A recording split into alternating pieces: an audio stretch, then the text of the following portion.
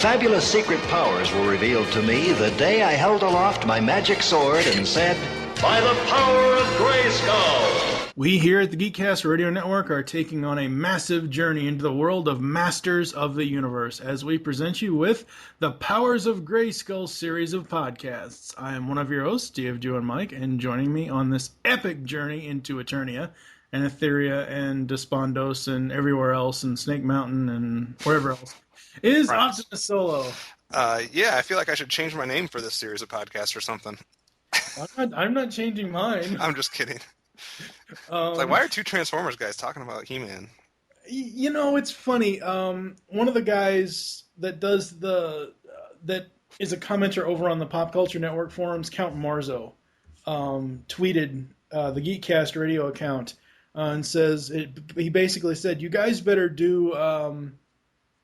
For two Transformers fans, you guys better do justice to Masters of the Universe. And I replied under the Geekcast Radio thing, I said, dude, I was a He-Man fan before I was a Transformers fan. As was I. Basically what happened was, and we can kind of both tell this story, but basically what happened was after the Mask DVDs came out and after the announcement of, I believe it's not BCI, it's Mill Creek, having the new license to do new Masters DVDs, and with the 30th anniversary coming up, you had approached me with the idea of doing a Masters of the Universe podcast. Well, yeah, and basically, I mean, it's not foreign for the Geekcast Radio Network to do these review-type podcasts where you go episode by episode through a certain series or franchise, but it is something that I have not done up to this point.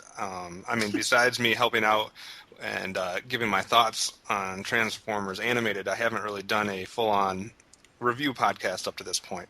Right. The other thing that was basically going through my mind at that time was, for the entire life of Geekcast Radio Network, there has been a series of, the Transformers review shows from TFG1 to, Beast Wars and Beast Machines to Transformers Animated, et cetera, and at some point down the line, Transformers Prime, obviously.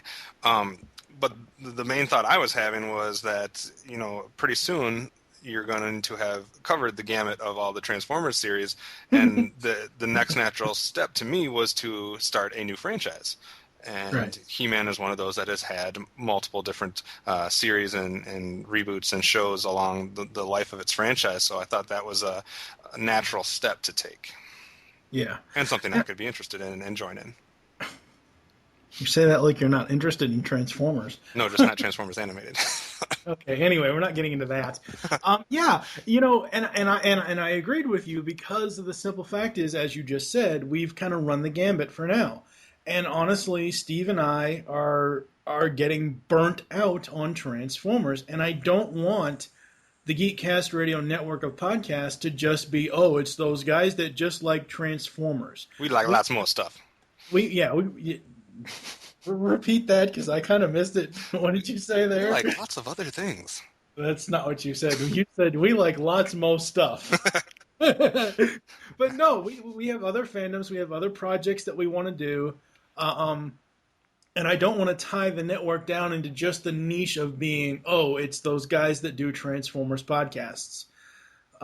So we are recording this October 21st, 2011. We are currently 1 year away from the actual 30th anniversary of the cartoon. Not the 30th anniversary, but the next year is the overall 30th anniversary of the franchise. But we are 1 year away of the actual original air date of the Filmation He-Man. And me, my dates, my numbers. It's a whole. Acronyms. Yeah, shut up. Yes, people should realize Powers of Grayskull Series. That spells Pogs, people. Send all your hate mail to TFG1Mike at Geekcat. No, I'm just kidding. Email.com. Yes. But both of us have been huge He-Man fans our entire lives. We both grew up on the original He-Man series. We both watched She-Ra. We both thankfully missed the New Adventures. and then we both actually recently, within the last few years, have both watched the entire series of the 2002 reboot. Not that we won't be rewatching parts of it and whatnot when it comes time, but we've been fans throughout this entire franchise. We both collected the toys, done all that stuff. So it's not like this isn't two Transformers guys talking about He-Man. This is two He-Man guys talking about He-Man. Exactly. And basically, what we're going to do here in episode 0, before we actually give you the breakdown of how the podcast series is going to go, we're going to talk about several of those He-Man topics. I've got 5 different bullet points of topics that we can talk about, to not just have this be, oh, hey, here's this, now wait a year and you'll get it then. So, watching He-Man as kids for me was mainly through VHSs, really. I mean, yes, I did watch it on television, but like every time I would go into the video store and I would see like a VHS cassette case with like He-Man and Battle Cat with the sword drawn, I'm like, Mom, we need to rent this now. But I love this series. I can't put my finger on why. I just love this series. The fact that he is a hero for his people. You have the evil villain in Skeletor and all the other people that showed up. And I think with us doing this series of podcasts is that I'll be able to go back and watch and remember all of these characters and episodes, because there's characters in the original Filmation cartoon that I just don't remember. Yeah. And it'll be interesting as we go through to then see them appear in different other versions and be able to compare them and whatnot. He-Man for me as a kid, like I had an older sister and an older brother, and so for the first part of my early years, I was usually watching stuff that they were watching. And He-Man for me was one of the very first shows that was my show. Like, I wasn't watching that because my brother watched it. I wasn't watching it because my sister watched it. This was a show, like one of the very first shows that I watched because I wanted to watch it. I wasn't like Scooby-Doo that I was watching because my brother was watching, or something like that. This was one of my very first, it hit the right time frame to be one of the earliest shows that I took an interest to. It was also probably one of the earliest things that I had the toys of. We'll talk about that in a little bit, but it was just one of those shows that it was the first 80s action. I mean, obviously I might have had a few shows before that were more like elementary, like Smurfs and Care Bears and stuff like that, but this was one of the first ones where it was just like the boy action 80s cartoon that set the tone for a whole decade of awesomeness. Yes. I mean, this was before Transformers and Turtles and G.I. Joe and Thundercats and Silverhawks and Cops and Mask. I mean, this laid the foundation for all that, and this was just one of those that, like, it took the feeling of some of the older shows before it, like Thundar the Barbarian and some of those older like 70s shows, and it kind of bridged the gap between those and all those other shows I just mentioned. Yeah. And it was just, there were so many things about it that were memorable, besides like music and theme songs and like certain sounds that would play and the little bumpers that they would show and the different quotes that certain characters would use all the time, especially obviously He-Man. And it just had a lot of stuff that just kind of stuck with you. And I'm interested to go through now, because I haven't gone through episode by episode of the original show since I was a kid. I've seen episodes here and there. I mean, I have the DVD sets, and I've put them in and watched a few episodes in like small little groups. I have not watched it episode by episode, and I'm going to be interested to see how my feelings are now watching back the shows, because obviously some shows hold up better than others. Yeah.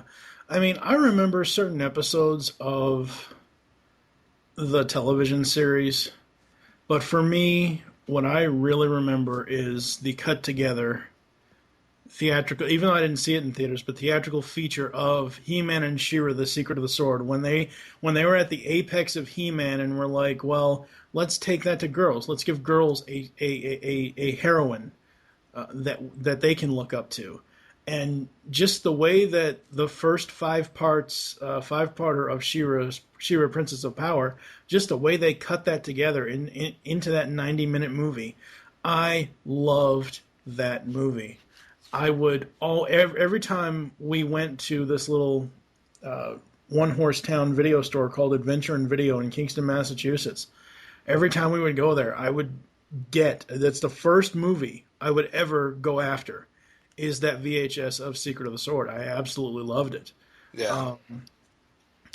and just the characters of Masters of the Universe. I know we'll talk about the toys in a bit, but one of the things, and this is kind of embarrassing, but I've said, I'm often, very blunt in my podcasting because I just don't care. It's my way of expressing stuff that I don't normally express. But I remember as a kid running up my grandmother's phone bill with Masters of the Universe 900 number storylines. Back in the 80s, they had 900 numbers where you could call them. And it would be, instead of porn, instead of sex lines, it would be a Masters of the Universe story.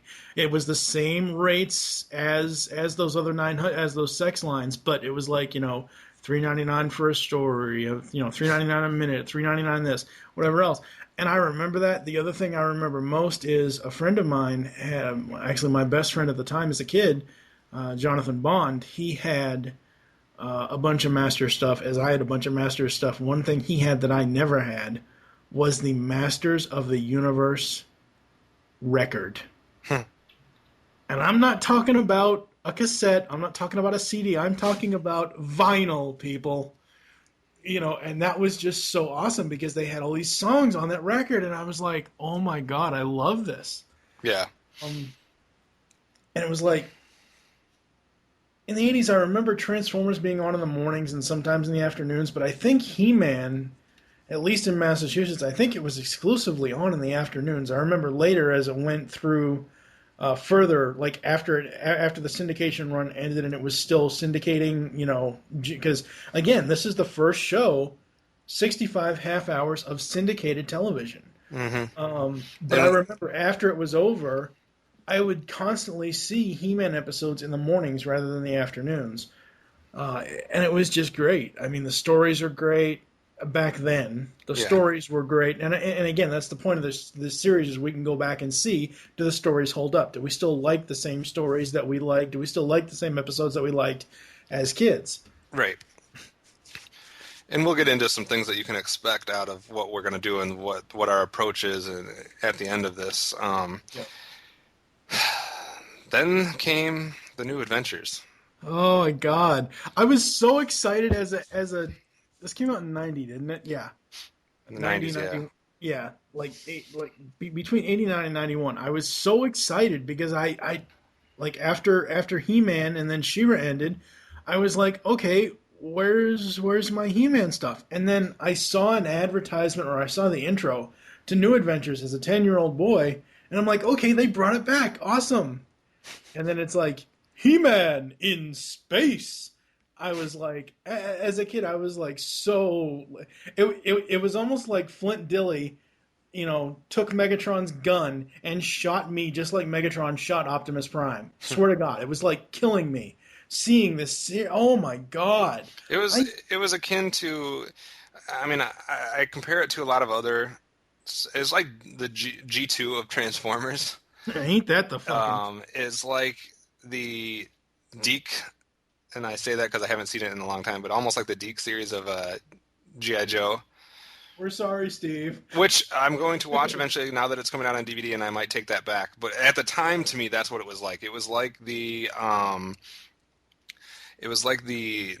Turtles that was like that horrible live action-esque cartoon that they did. Yeah, and it was just like one of those. So in my mind, it didn't even like, to me it wasn't He-Man because it didn't look like He-Man, it didn't sound like He-Man, it didn't feel like He-Man. So I didn't even like it. Like went right over my head, right by me. I didn't even take 2 seconds. I don't even think I ever watched an episode of it when I was a kid.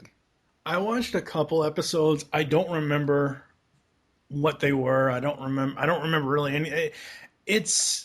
It's kind of like, and I get it, it's a generational gap, because at that point, people that were born 1985, 86, 87, people that grew up from that point on, I get that this is their He-Man and everything else, but it just wasn't for me.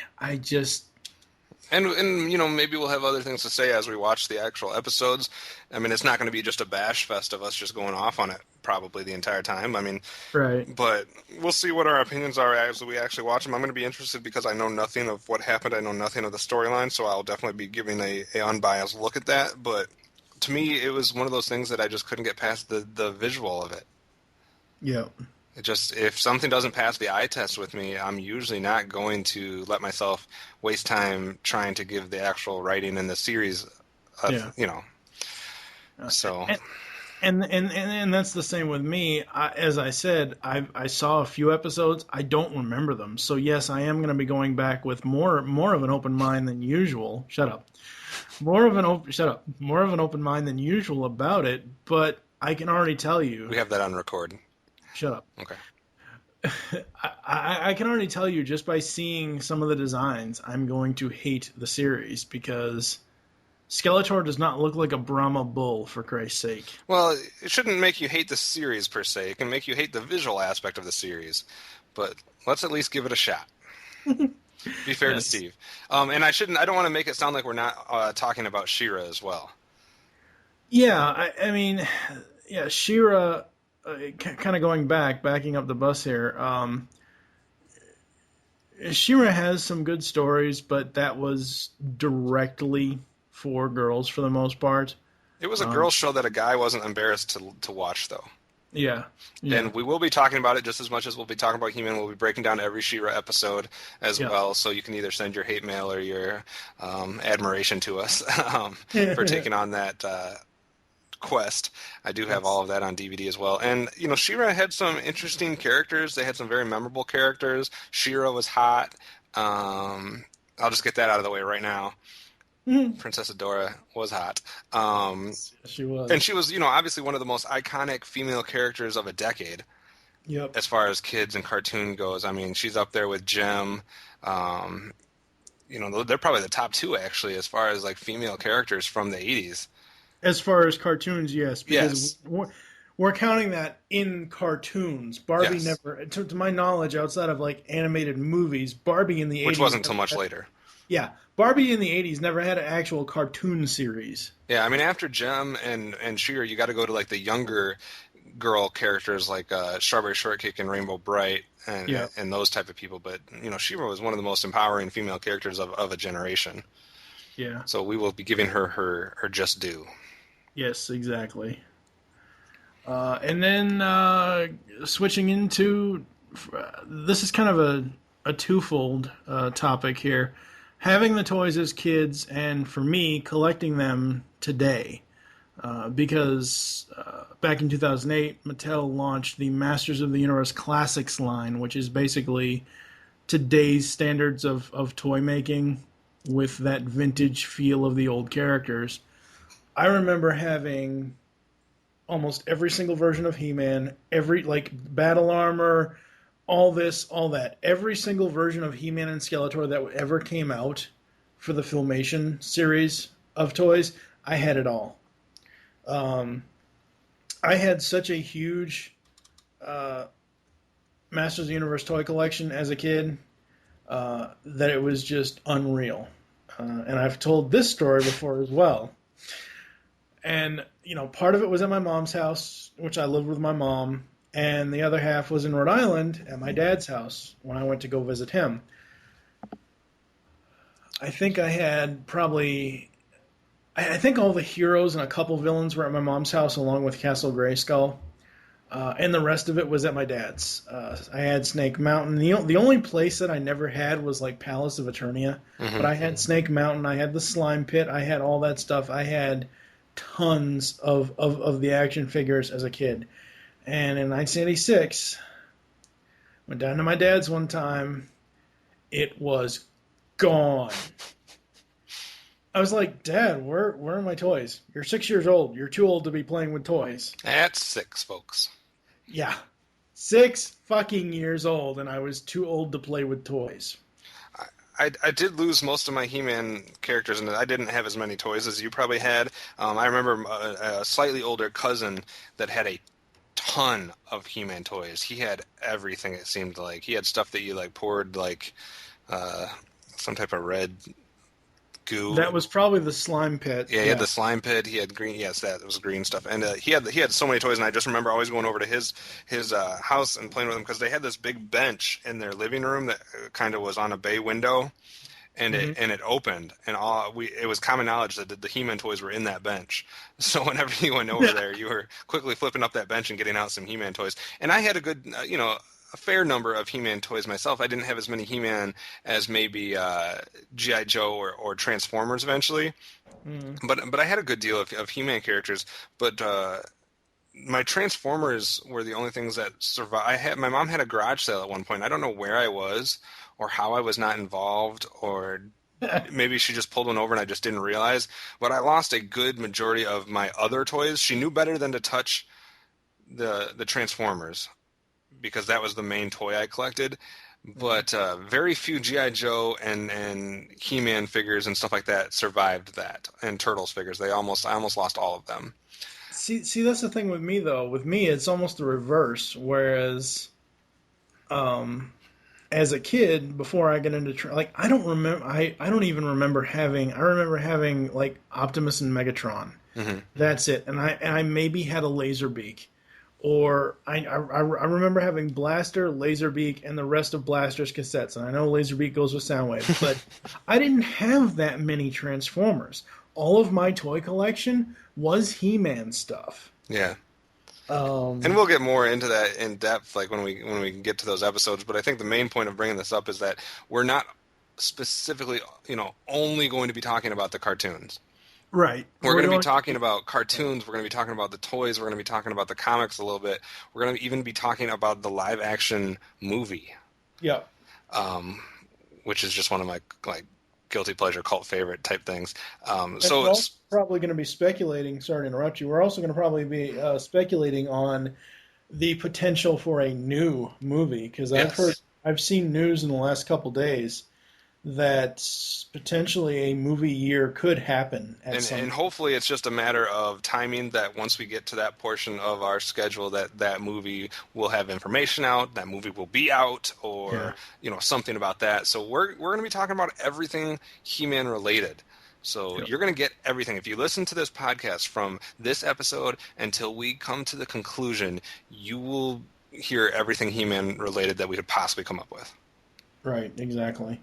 And the next part is in 2002, Mike Young Productions did a super awesome reboot of He-Man and the Masters of the Universe.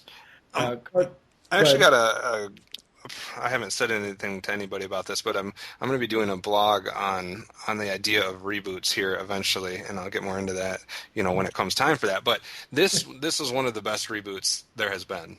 Oh, yes. This is one of the best jobs of combining the respect for the previous incarnations, yet making it new and reinventing it.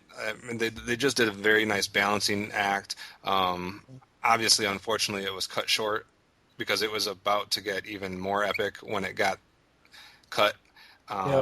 And that's a really sad thing. But it'll be real fun talking about that show. Like we said, both Mike and I have watched every episode of that show, and obviously we'll be revisiting it when we get to that point. When I first I had heard about this back in 2003. Mm-hmm. Because it started in 2002, but I didn't catch up to it until 2003, and I saw the very first episode, part of the very first episode. I think it was the beginning, part 2. It was the point where Skeletor was breaking through the source wall. Holy crap, that's DC. The Mystic Wall. And I remember looking at it, and I'm like, wait. This is and remember, folks, I came from Filmation. I skipped over New Adventures. And then I saw this, and I'm like, wait, what's Skeletor doing on Cartoon Network? And I didn't watch too many episodes of it when it was airing, but I went back and I got the DVD set, and I went through all 39 episodes of the cartoon in 5-day span. You did. I watched 10 episodes per day. I remember that, and it took me a lot longer to get through that. But I don't know what it was. It came out during my, the sophomore year of college or something. And I don't know if I was just too wrapped up in the college world or if I somehow didn't know it was airing. I kind of missed it. I think maybe I'd heard something in passing, but I didn't realize that it was something I needed to check out until one day I was like at I don't know, I don't want to name the store because I don't like the store, but I was at a DVD media type store. And what's that? Walmart. No, it wasn't that one. And I was browsing through the aisles and I saw it, and it was like the whole series, 39 episodes all in one little thing, and it was like only $15 or something, or $20 or something ridiculously cheap, and I I got it immediately. And this is one that visually is so incredible. Yep. I mean, visually they did it right. This isn't like the New Adventures visually. This isn't like Transformers animated visually. And what I mean by that, it's not something that's going to turn off a big segment of the fandom just by looking at it. Well, there are some people in that other fandom that absolutely love the cartoon you just mentioned, but let's keep this to Masters. No, I'm just saying, like, sometimes visually stuff turns off a section of the population fandom. This is, I don't know of anybody that was turned off by the 2002 He-Man look. And the thing about the look of this cartoon is they didn't do they had to make changes, obviously, because it's an update. They had to make certain changes. They had to do certain things, but Stratos still looks like Stratos. Ram Man still. You recognize all of them. Huh? You can recognize every single character. Exactly. You can recognize every single major Masters of the Universe character that you remember from the Filmation cartoon.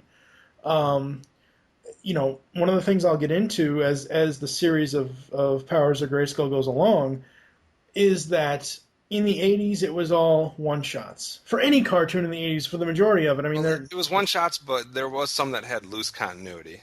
Right, but, I mean, you see an episode of He-Man, you have a story, you have a moral at the end, and then you go on to the next story. They were kind of like mini-movies.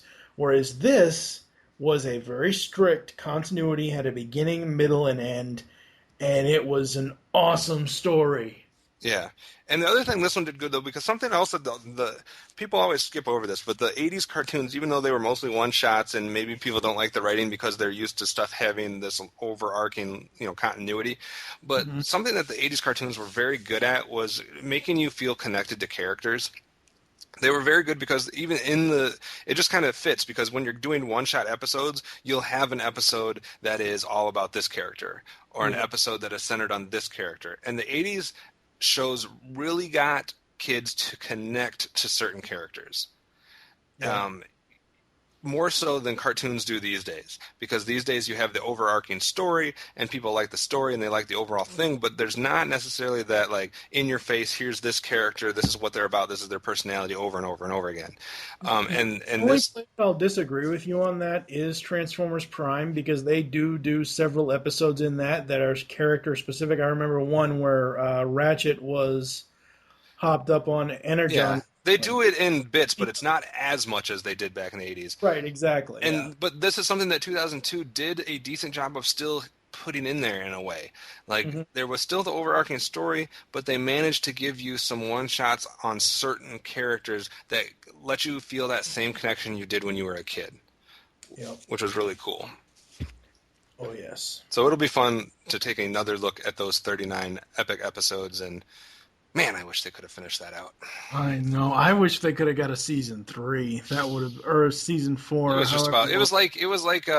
We keep talking about Transformers, and we got to stop it. Stop it. It was like if Transformers Prime would have just ended. Stop it. Okay. All right. So here's how the show is going to lay out. It is one entire series of podcasts, but we are going to have 4 different feeds for 4 different cartoons. Because say you're a fan of the Filmation and you're just a Filmation person, you'll have a feed for the He-Man Filmation and the She-Ra Filmation. We're going to have a feed for the New Adventures and then one for the 2002. So you can cater it to your likings. Exactly, and that way you can give us individual feedback on each podcast episode, each podcast series. So here are the names, and we agonized and we went back and forth and argued for we gotta month give and a a half. disclaimer here. Month and a half of argument and discussion. We got to give a disclaimer because I like me some names that I like the sound of, but you also have to appease the acronym crazed. It's not just acronym. It's I look at it because I am the PR side of Geekcast Radio Network, and Steve is the web side. He does all the web stuff, and I do all the PR stuff. So I have to look at it as what's gonna be promotable and gonna catch people's ear. He's got OCD when it comes to acronyms. Do not. Okay. All right. So for the 80s He-Man Filmation cartoon, that podcast name is Tales of Eternia. Toe. And that one will last 45 episodes. Yes. For She-Ra in the Filmation era is Myths of Etheria. Hey, Mo! And that one will be 35 episodes. Yes. For the Black Sheep of the Masters of the Universe franchise, New Adventures of He-Man, that title is Masters in Space. Because it missed. That one is 25 episodes. And for the 2002 series, we have Masters of Grayskull. I'm a man, I'm a dog, I'm a Mog. And that one will be 15 episodes. So we go right down the list, 45, 35, 25, 15. And along the way, there will be 5 special episodes. So we'll have a grand total of 125 podcast episodes. I know that sounds like a lot, but remember we're covering 4 different series that had a crap ton of episodes overall. The episodes that will appear on all 4 feeds is this episode 0 and those 5 special episodes. Which we're not going to necessarily go right out and broadcast what they may or may not be just in case things change. Right, exactly. But and you know, for those of you that have listened to any of the Transformers series, whether it was TFG1 or the Beast Unleashed or TAP, this will not necessarily have the same feel. This will be slightly different, and there will be parts of it that seem the same, but you know, this is 2 different people. Obviously, you had the trio with most of the Transformer stuff, and this is you and me. So it'll have a little bit different atmosphere to it, so to say. And expect, if you haven't listened to it, you can expect a few things. Number one, you can expect us to do a little bit of nitpicking because we're doing this as a review podcast. Yeah. So we're going to be looking and breaking down these episodes. We're going to be finding stuff we think are mistakes. We're going to be finding the good things and the bad things, and we're going to be bringing it out. This is not us talking with rose-colored sunglasses on.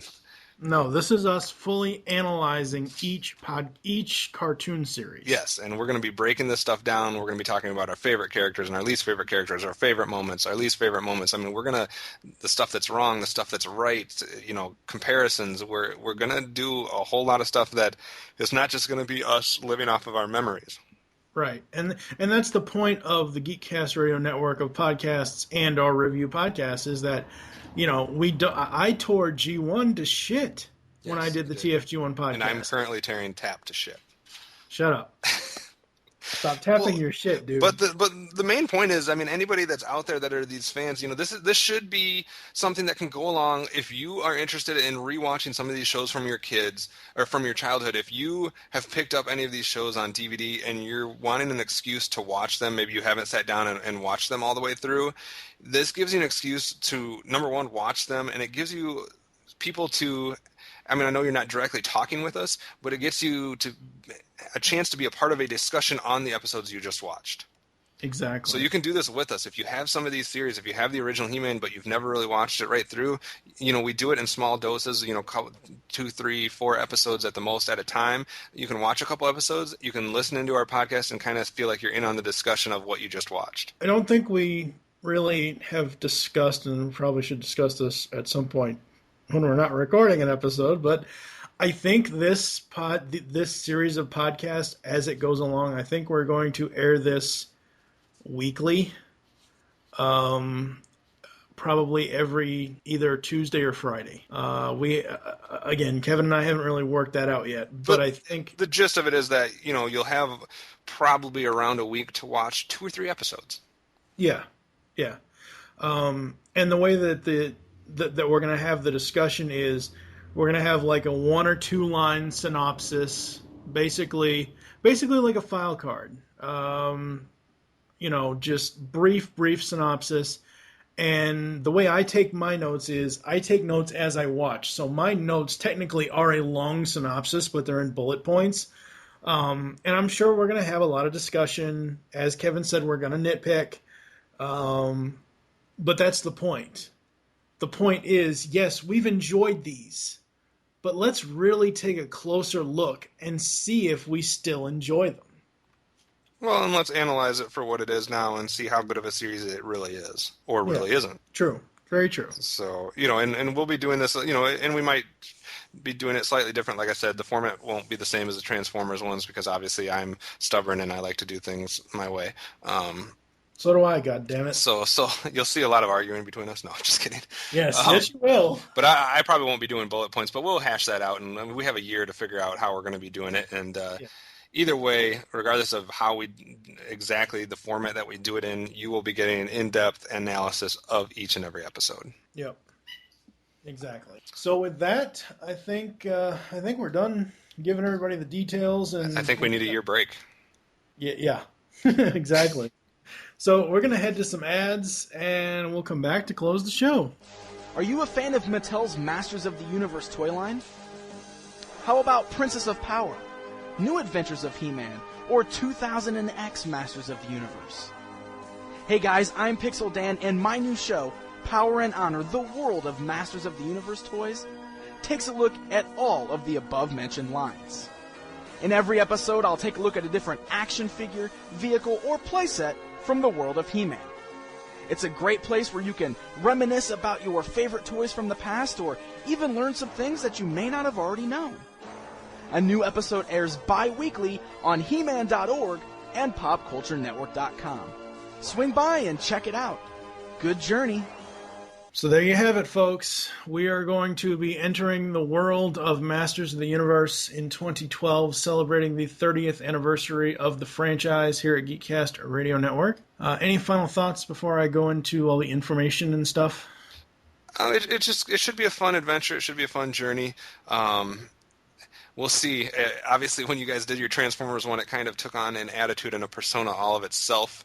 We will see what this becomes and what kind of running jokes or running feelings we have along the way. I'm excited to do my first full-on hosting, job as a review show, and I'm just looking forward to it. And there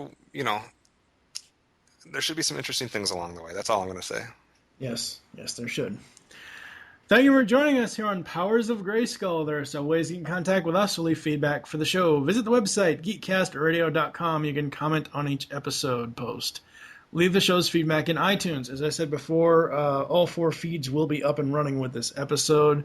Follow us on Twitter. The show name there is Pow of Grayskull.